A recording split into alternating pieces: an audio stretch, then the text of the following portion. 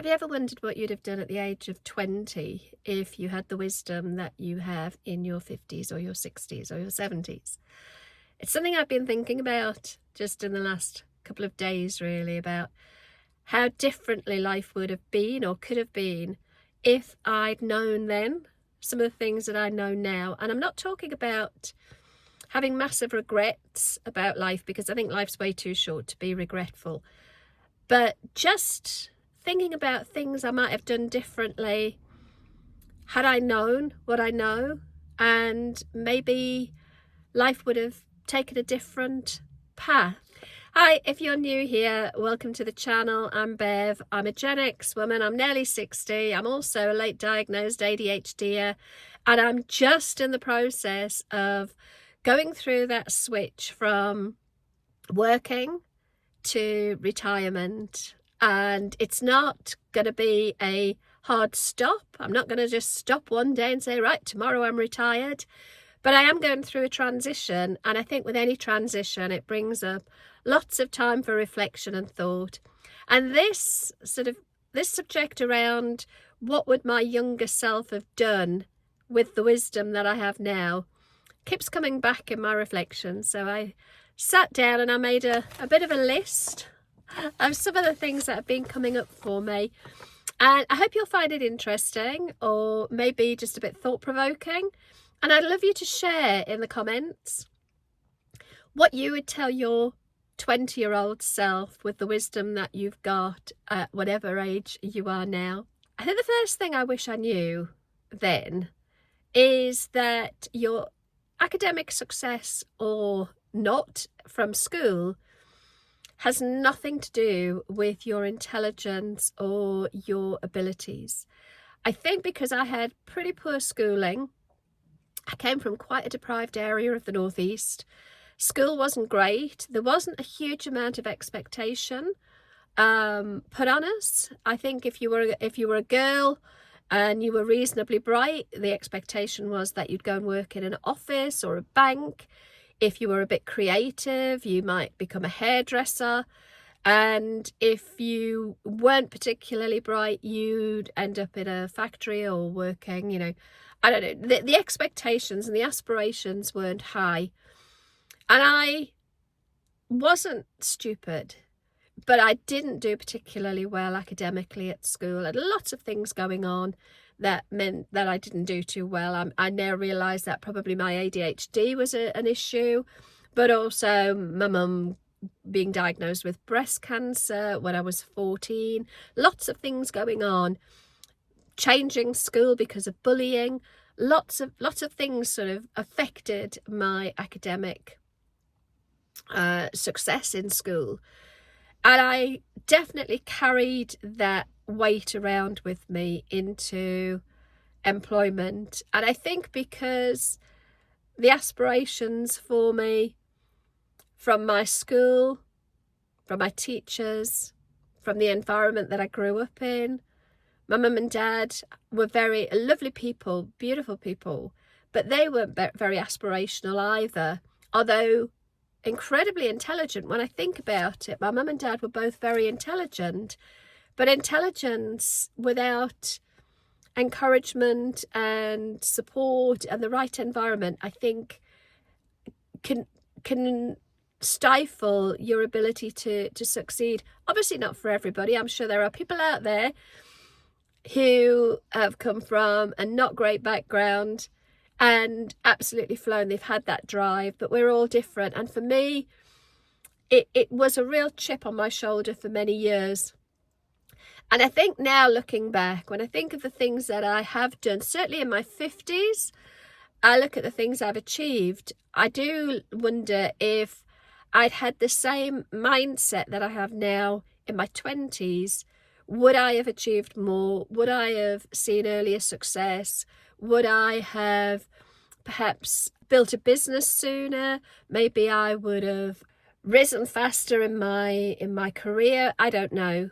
But I kind of wish that I'd known in my 20s that school doesn't define you, and it's absolutely not an indicator of your intelligence. The second thing is that I think I wish I'd known when I was 20 that I wasn't the only one feeling insecure and feeling worried that I wasn't good enough.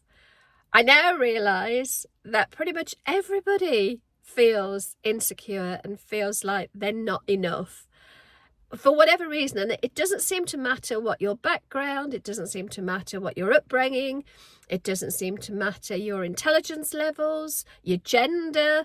I think we're just, I don't know, programmed to feel like we're not enough, and to feel self-doubt and insecurity. And I think I've realised with age that it's very normal. It's not nice, but it does seem to be common and quite normal.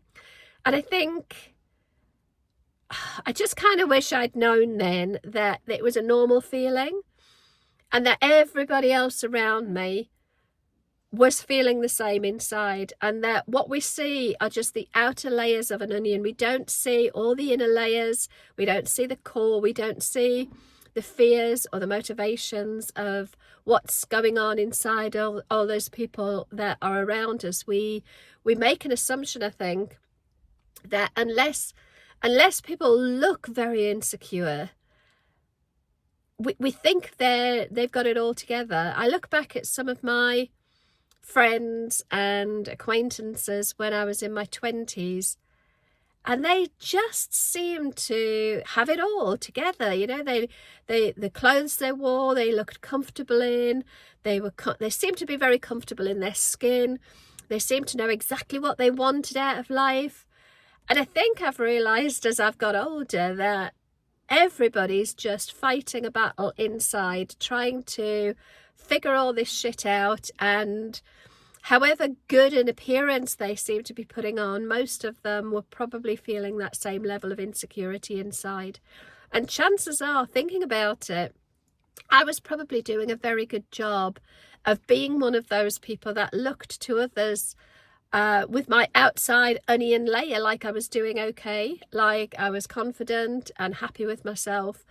And I wasn't at all. I wasn't happy with the way I looked. I wasn't happy with my weight. I wasn't happy with what I was achieving in life. I wasn't happy with my choices, my decisions. I felt like a complete outsider. But I don't think other people would have seen that. And that's something I really wish I'd known then, as I say, that everybody's feeling the same thing. So it's normal. Don't worry about it. And don't be constantly comparing yourself to others and feeling like you're falling short. The third thing I wish I'd known in my 20s was that there's no rush to settle down into a relationship. I got married at the age of 20 and it was way too young, and it wasn't a great marriage. He was 11 years older than me and he was very domineering, and I think maybe it was the time, maybe it was the time in the 80s, the expectation was that if you were a girl, you met a partner and you got married and you settled down, you had kids and bought a house. And well, even buying a house, I mean, I didn't come from a family that had their own house. We lived in a council house, which I think now is called social housing. So that was something that I always remember my parents say, you know, if you can, buy a house, don't rent, buy a house. And now I look back, and 20 was way, way, way too young to get married. And there's no rush. And in actual fact, there's no need. You know, if you don't want to be in a long-term relationship as a woman, or as a man really, you don't have to be. Who says you have to be in a relationship to be happy, or be in a relationship to fit in? I think if I'd known what I know now, I wouldn't have got married until I was much, much older, probably into my 30s. I think it's always a balancing act, because I know I would have always wanted to have children. I love my children and I'm so glad I've got them. And I suppose if I'd waited till I was in my 30s, the chances of that happening would have been reduced. Of course, it wouldn't have been necessary that I couldn't have them, but, you know, the chances are reduced. But I could have lived so much more life in my 20s than I did, because I was married at 20, divorced by 25, I was a mum at 24, which isn't massively early, I know, but I think back and I was still such a kid. You know, I wasn't a grown-up at 24, but I'd kind of put myself in a position where I was forced to be grown up. We bought our first house when I was 23, and yeah, I just look back and I think, if I'd known then what I know now, would I have dived into getting married at 20? Absolutely no, I wouldn't. I would not. I'd have taken much more time. And I don't even know, with hindsight looking back, if I would have got married at all. I don't know. I mean, I've been married to my husband Mark now for 30 years. But did we need to get married? I don't know that we did. And I'm not sure that I would again. The commitment is there regardless of the marriage and the bit of paper. So I don't know. But yes, I definitely wouldn't have jumped into getting married so soon or so young. Following on from that, number 4, I think I would have been more willing to trust my intuition. I've always been very intuitive. And in my 20s, whilst the intuition was there, I didn't always listen to it. I don't think I trusted it. I didn't feel like I was kind of mature enough to really know my own mind. And if I had been more willing to listen to and trust my intuition, I wouldn't have got married first time around, because I knew before I even signed the register that it was not the right thing to be doing. But I didn't want to upset anybody, and I just didn't trust my intuition, and I should have done. It wasn't just whispering to me that it was the wrong decision to make. It was screaming at me, and I just didn't trust it. And there were lots of other things, I think, when I look back to my 20s, decisions that I made that didn't feel in alignment, although I wouldn't have had those words to use for it then. But I look back and I think, if only you'd listened to your gut. And I've definitely got better as I've got older at being not being more intuitive, but taking notice of my intuition. I genuinely wish I'd been more willing to just trust myself. Number 5 is, again, I suppose it comes back to the schooling, number 1, but I got my degree when I was 48. And the fallout from number 1, you know, that your school academic success doesn't define you. But for 30 years, I had this sense of not being good enough because I didn't have a degree. I didn't go to university and I didn't have a degree. So I did my degree when I was 48. I did very, very well. I came top of my cohort. I did very well at my degree. I found it incredibly easy to do. And once I'd got it, I realised that it didn't really make that much difference to me. Other than to realise that I'd spent many, many years feeling less than because I didn't have it. That when I did have it, I thought I was going to have this aha moment of, oh my word, I feel validated now. And I didn't really, although I will say that walking across the stage at Usher Hall in Edinburgh to collect my degree, to graduate, was a very proud moment. That will be one of the moments that sticks with me for all of my life. But actually, did it make me feel different after I'd got it? No, it didn't. And I think there's an awful lot of emphasis put on academic success. And I think there are many, many ways to get on in life, and having a degree isn't the only one. It's only one of them, is what I'm trying to say.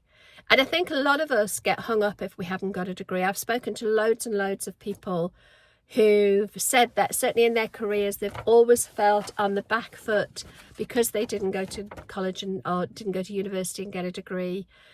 And I would say nowadays, it's not the be all end all. And I don't want to undermine having a degree. I don't want to suggest that they're worthless, because, you know, I know there is a lot of study, and I think it can help with things like critical thinking and, you know, all of the benefits that you get from studying at higher levels. But I don't think it's the be all and end all of valuing who we are. I hope that made sense.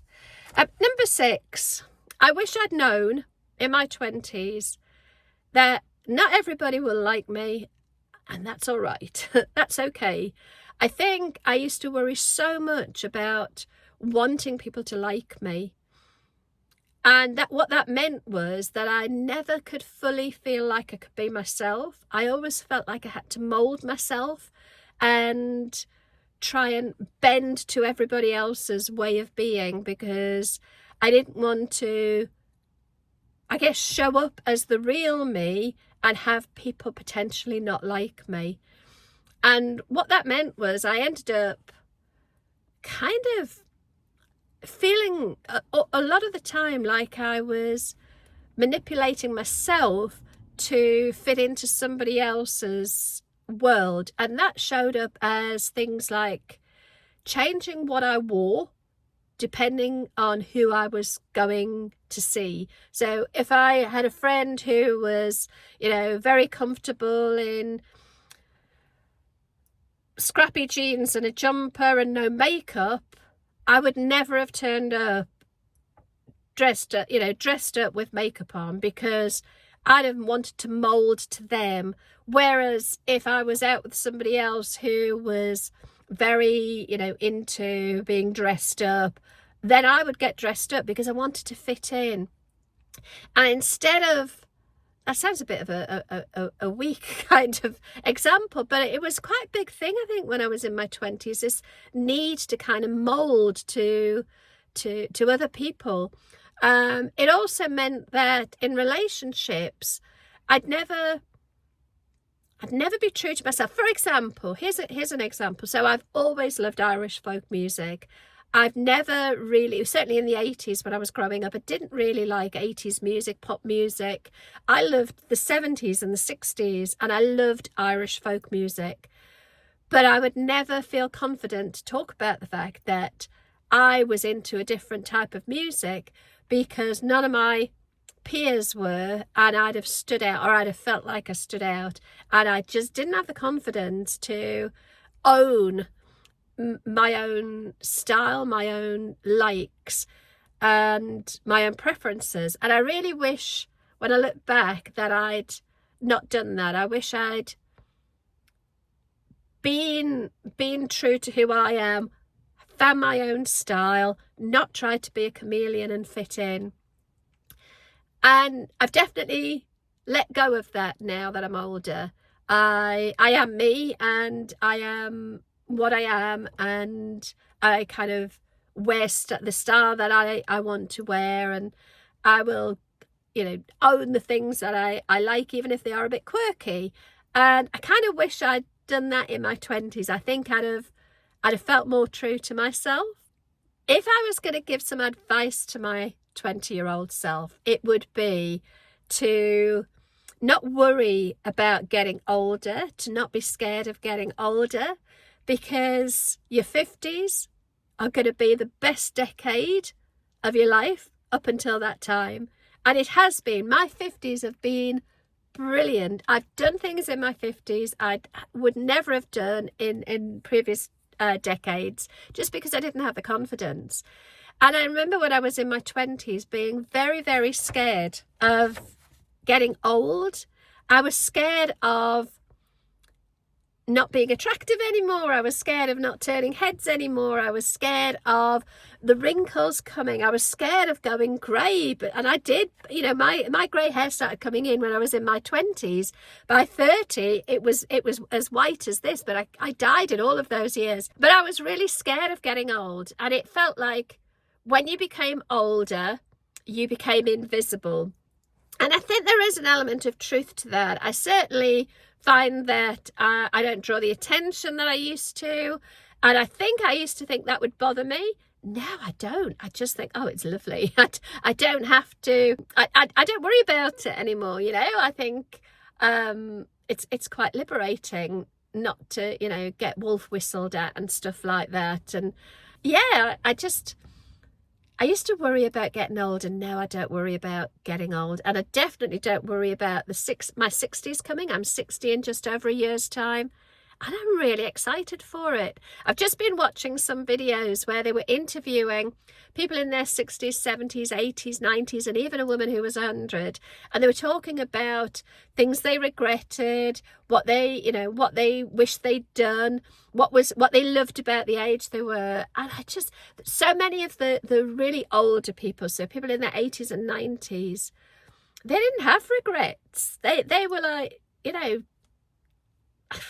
regret? No, I've lived a brilliant life, and I'm now in my 90s, and you know, life's too short for regrets. And yeah, I'm really looking forward to getting older. I think it will depend a lot on whether I'm fit and healthy. I think that's different if you're not able to enjoy your older years.